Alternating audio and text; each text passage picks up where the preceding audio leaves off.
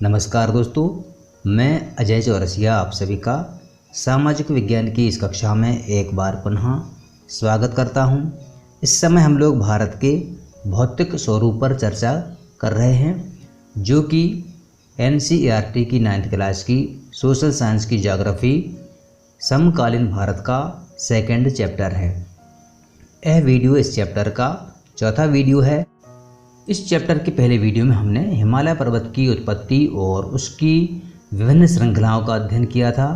दूसरे वीडियो में हमने उत्तर के मैदान का अध्ययन किया था और तीसरे वीडियो में हमने प्रायद्वीपीय पठार का अध्ययन किया था। जैसा कि हमने आपको पहले बताया था कि हमारे देश को 6 भौतिक विभागों में बांटा गया है। सबसे पहला है हिमालय पर्वत श्रृंखला, दूसरा है उत्तरी मैदान, तीसरा है प्रायद्वीपीय पठार। तो पिछले 3 वीडियो में हमने 3 टॉपिक कवर कर लिए हैं।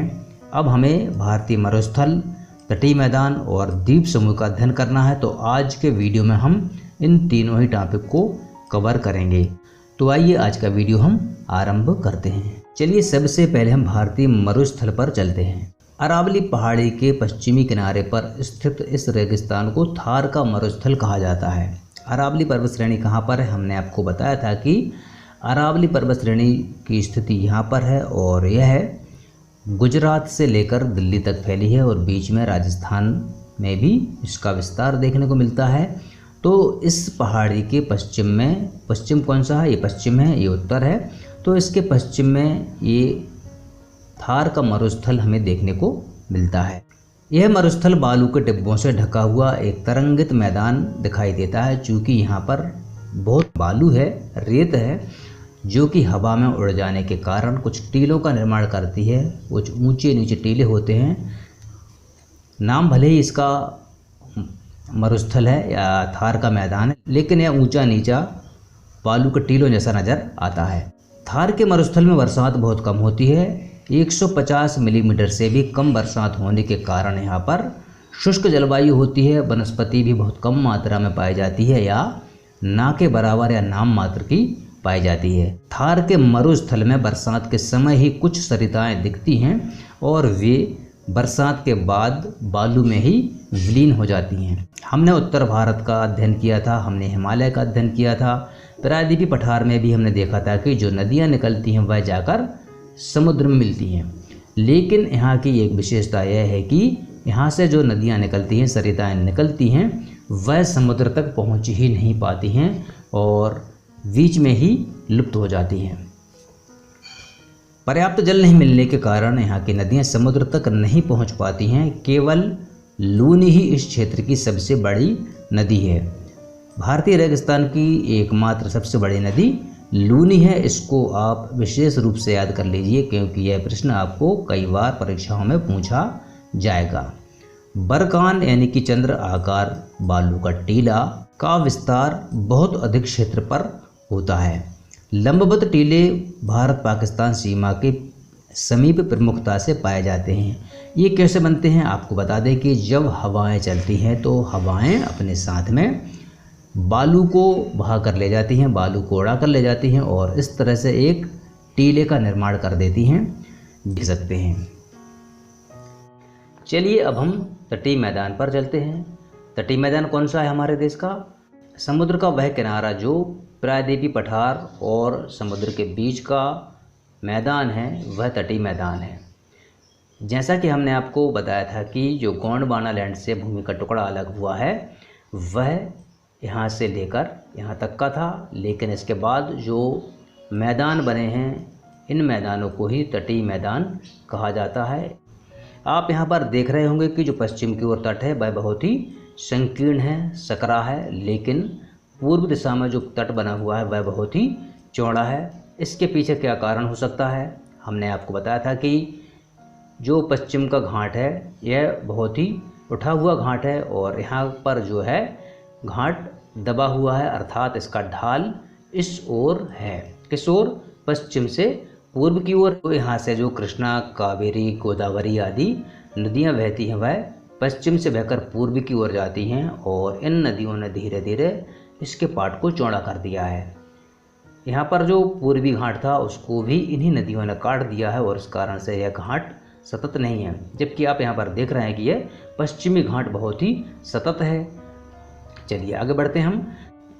पश्चिमी अरब सागर से पूर्व में बंगाल की खाड़ी तक विस्तृत है। यह जो तटीय मैदान है यह पूरा पश्चिम में अरब सागर में है और पूर्व में बंगाल की खाड़ी में विस्तृत है। सबसे पहले हम बात करते हैं पश्चिमी तट की। तो पश्चिमी तट पश्चिमी घाट तथा अरब सागर के बीच स्थित एक संकीर्ण मैदान है। यहाँ पर आप देख रहे हैं जो उत्तर में ताप्ती नदी का मुहाना है, यहाँ से लेकर के दक्षिण में कन्याकुमारी तक इस घाट का विस्तार है जो कि लगभग 1600 किलोमीटर है। और इसी के बाद आप यहाँ पर देखेंगे यह अरब सागर। तो इन दोनों के बीच में जो मैदान है या जो तट है इसी को कहते हैं पश्चिम का तट। इस तट के भी 3 भाग हैं। उत्तर में, उत्तर कहाँ पर है, ताप्ती नदी के यहाँ से लेकर हम देख रहे हैं। तो ये उत्तर में मुंबई तथा गोवा के बीच में इसको कोंकण तट के नाम से जाना जाता है। ये जो है कोंकण तट है। इसके बाद मध्य भाग को कन्नड़ का मैदान कहा जाता है और दक्षिणी भाग को मालाबार तट कहा जाता है। ये 3 चीज़ें आपको याद रखना है पश्चिमी तट पर कि इसके 3 भाग हैं, जैसे कहा जाता है कोंकण तट, मालाबार तट और कन्नड़ का मैदान। पूर्वी तट की बात करें तो बंगाल की खाड़ी के साथ यह विस्तृत है, चौड़ा है और समतल है। कारण क्योंकि यहाँ पर नदियाँ बहकर आई हैं। पश्चिम से पूर्व की ओर जो नदियाँ बहकर आई हैं उन्होंने इस मैदान का निर्माण किया है और इसके साथ ही जो यहाँ पर पूर्वी घाट थे इनको इन्होंने काट दिया है। चूँकि नदी जब बहकर समुद्र की ओर जाती है तो अपने रास्ते में आने वाले सभी पर्वतों, पहाड़ों, चट्टानों को बहा ले जाती है।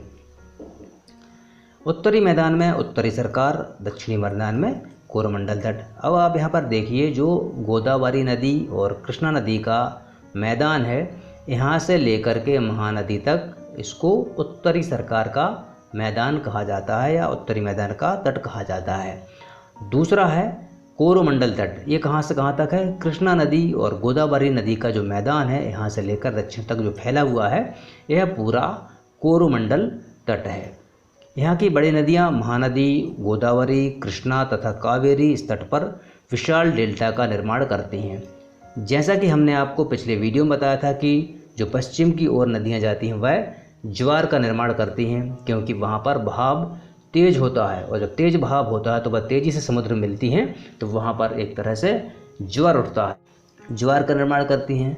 वहीं दूसरी ओर जो नदियाँ पश्चिम से पूर्व की ओर आती हैं वह यहाँ पर डेल्टा का निर्माण करती हैं। डेल्टा का निर्माण क्यों करती हैं, क्योंकि यहाँ पर ढाल कम है और जब ढाल कम होता है तो नदियों के बहने का प्रवाह कम हो जाता है और जब प्रवाह कम हो जाता है तो वह अनेक धाराओं में बढ़ जाती हैं। जैसा कि हमने उत्तर के विशाल मैदान का अध्ययन करते समय ये देखा था कि हिमालय से निकलने वाली नदियाँ एक जगह पर आकर रुक जाती हैं और वहाँ से वह अनेक धाराओं में बढ़ जाती हैं जिनको वितरिकाएँ कहा जाता है। ठीक इसी प्रकार से समुद्र के पास जो नदियाँ आकर रुक जाती हैं या अनेक धाराओं में बहने लगती हैं तो उसको डेल्टा कहा जाता है। यहाँ पर डेल्टा का निर्माण करती हैं।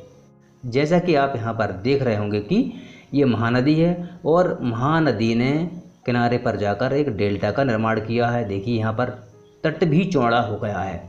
नदी ने आकर यहाँ पर कई धाराओं में बहना शुरू कर दिया है और इसके साथ ही यहाँ पर जो है आप देखेंगे कि समुद्र का जो तट है वह बाहर की ओर निकल गया है, मतलब समुद्र की ओर धंस गया है हमारे देश का तट। हमने आपको पहले ही बताया था कि जो प्रायद्वीपीय पठार है वही प्राचीन गोंडवाना लैंड का हिस्सा है, लेकिन जो तट का निर्माण हुआ है उत्तर भारत में जो उत्तरी मैदान का निर्माण हुआ है, हिमालय पर्वत का निर्माण हुआ है, यह सब बाद में हुआ है। ठीक इसी प्रकार से तटीय मैदानों का निर्माण भी नदियों द्वारा बहाकर लाई गई मिट्टी, गाद, बालू आदि से हुआ है। यह प्राचीन भारत की भूमि नहीं है। आप यहाँ पर देख रहे होंगे कि जहाँ जहाँ पर नदियाँ समुद्र में मिली हैं वहाँ पर तट चौड़े हो गए हैं। कारण यही है कि यहाँ पर जब नदियाँ समुद्र से मिलती हैं तो अपने साथ में पहाड़ों से जो रेत, बालू, मिट्टी आदि बहा कर लाती हैं वह यहाँ पर जमा करती हैं और इससे धीरे धीरे तटों का निर्माण होता जाता है, तटों का जो है आकार बढ़ता जाता है। चिल्का झील पूर्वी तट पर स्थित एक महत्वपूर्ण भूलक्षण है। चिल्का झील भारत में खारे पानी की सबसे बड़ी झील है। समुद्र किनारे झीलों का निर्माण किस प्रकार होता है वह भी हम आपको बताते हैं। मान के चलिए कि यह समुद्र का किनारा है और इस तरह से कोई जगह अंदर की ओर धंसी हुई है, और क्या होगा, जब समुद्र की ओर से यहाँ से पानी आएगा तो वह यहाँ पर रहेगा, और समुद्र पानी के साथ में अपने रेत मिट्टी भी लेकर आती है, तो धीरे धीरे वह इस मुहाने को बंद कर देता है, और जब यह मुहाना बंद हो जाता है तो यहाँ पर पानी भर जाता है, और इसी कारण से यह झीलें होती हैं वह खारे पानी की होती हैं। तो यहाँ की जो झील है वह भी खारे पानी की झील है। यह चिल्का झील जो कि खारे पानी की है, महानदी के डेल्टा पर दक्षिण में स्थित है। चलिए अब हम आ गए लक्षद्वीप समूह पर। लक्षद्वीप समूह केरल के मालाबार तट पर स्थित है, जो कि हमारे देश के पश्चिम में है और अरब सागर में स्थित है। द्वीपों का यह समूह छोटे प्रवाल द्वीपों से बना है, जिनकी संख्या 36 है। यह हमारे देश का सबसे छोटा संघ राज्य क्षेत्र है। पहले इनको लकाद्वीप, मिनिकॉय तथा एमीन द्वीप के नाम से जाना जाता था। 1973 में इनका नाम लक्षद्वीप रखा गया। यह 32 वर्ग किलोमीटर के छोटे से क्षेत्र में फैला है। कावारत्ती द्वीप, यहाँ पर अनेक द्वीप हैं, इनमें से एक है कावारत्ती द्वीप। कावारत्ती द्वीप लक्षद्वीप का प्रशासनिक मुख्यालय है। इस द्वीप समूह पर पादप तथा जंतु के बहुत से प्रकार पाए जाते हैं। यहाँ पर एक पिटली द्वीप है जहाँ पर मनुष्य का निवास नहीं है, वहाँ एक पक्षी अभ्यारण्य है। ये सभी द्वीप लगभग हमारे तट से 220 से 240 किलोमीटर की दूरी पर हैं। अब हम आ गए अंडमान तथा निकोबार द्वीप समूह पर। अंडमान तथा निकोबार द्वीप समूह बंगाल की खाड़ी में उत्तर से लेकर दक्षिण तक फैले हुए हैं, और इनकी संख्या लगभग 572 है, जो कि बहुत ही बड़े क्षेत्र में फैले हुए हैं और दूर दूर तक हैं, यह बिखरे हुए हैं। यह हमारे देश के पूर्व में है, जो कि बंगाल की खाड़ी में है। यह द्वीप समूह आकार में बड़े हैं तथा फैले हुए हैं। यह द्वीप समूह 2 भागों में बटे हैं, उत्तर में अंडमान और दक्षिण में निकोबार द्वीप समूह है। यह माना जाता है कि यह द्वीप समूह निमज्जित पर्वत श्रेणियों के शिखर हैं। यह द्वीप समूह देश की सुरक्षा के लिए बहुत ही महत्वपूर्ण है। इन द्वीप समूहों में पाए जाने वाले पादप और जंतुओं में बहुत अधिक विविधता देखने को मिलती है। यह द्वीप विषुवत रेखा के समीप स्थित हैं और यहाँ की जलवायु विषुवतीय है तथा यह घने जंगलों से आच्छादित हैं। हमारे देश का एकमात्र सक्रिय ज्वालामुखी अंडमान तथा निकोबार द्वीप समूह के बैरेन द्वीप पर स्थित है, और इस द्वीप समूह की जो प्रशासनिक केंद्र है वह है पोर्ट ब्लेयर। पोर्ट ब्लेयर एक द्वीप है, यह यहाँ का पूरा प्रशासनिक केंद्र है। इस प्रकार इस अध्याय के अंतर्गत हमने हिमालय पर्वत श्रृंखला, उत्तरी मैदान, पर्वतीय पठार, भारतीय मरुस्थल, तटीय मैदान और द्वीप समूहों का अध्ययन किया। इन भू आकृतिक विभागों का विस्तृत विवरण प्रत्येक विभाग की विशेषताएं स्पष्ट करता है। इन सब के अध्ययन से यह स्पष्ट है कि ये विभाग एक दूसरे के पूरक हैं और वे देश को प्राकृतिक संसाधनों में समृद्ध बनाते हैं। उत्तरी पर्वत जल और वनों के प्रमुख स्रोत हैं। उत्तरी मैदान देश के अन्न उत्पादक और अन्न के भंडार हैं। इनसे प्राचीन सभ्यताओं के विकास को आधार मिला है। पठारी भाग की भूमि में खनिजों के विशाल भंडार हैं, जिसने देश के औद्योगिकीकरण में विशेष भूमिका निभाई है। तटीय क्षेत्र मत्स्य तथा पोत संबंधी क्रियाकलापों के लिए उपयुक्त स्थान हैं। अंडमान और निकोबार द्वीप समूह हमारे देश की सुरक्षा चौकियां हैं। इस प्रकार देश की विविध भौतिक आकृतियां भविष्य में विकास की अनेक संभावनाएं प्रदान करती हैं। अगले वीडियो में हम इस चैप्टर के इम्पोर्टेंट क्वेश्चंस लेकर आएंगे, जो कि आपके लिए परीक्षा की दृष्टि से बहुत ही महत्वपूर्ण होंगे। इसके साथ ही हम आपको उनके सल्यूशन भी बताएंगे। अगर आप हमारा अगला वीडियो सबसे पहले देखना चाहते हैं तो इस चैनल को सब्सक्राइब कर लीजिए और बेल आइकन को दबाकर नोटिफिकेशन को ज़रूर ऑन कर लीजिए, जिससे कि हम जब भी वीडियो अपलोड करें वह वीडियो आपको सबसे पहले देखने को मिल सके।